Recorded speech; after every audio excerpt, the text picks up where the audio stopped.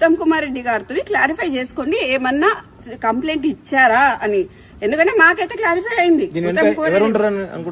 Obviously వేం నరేందర్ రెడ్డి గారు ఉంటారు, కడియం శ్రీహరి గారు ఉంటారు, మన మాకు వరంగల్ అందరూ అదే కదండి. అంటే సీఎం ఇన్వాల్వ్మెంట్ లేకుండా కంపల్సరీ ఉంటుందండి. సీఎం ఇన్వాల్వ్మెంట్ లేకపోతే ఇదంతా ఎందుకు జరుగుతుంది?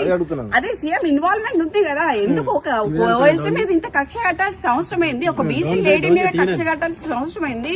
ఒక క్రౌడ్ పుల్లర్ అండి. మై ఫాదర్ మా నాన్న first MLC, unanimous MLC in the whole country అండి.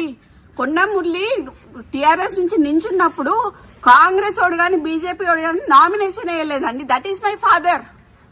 దే ఆర్ స్ట్రాంగ్ లీడర్స్ అండి.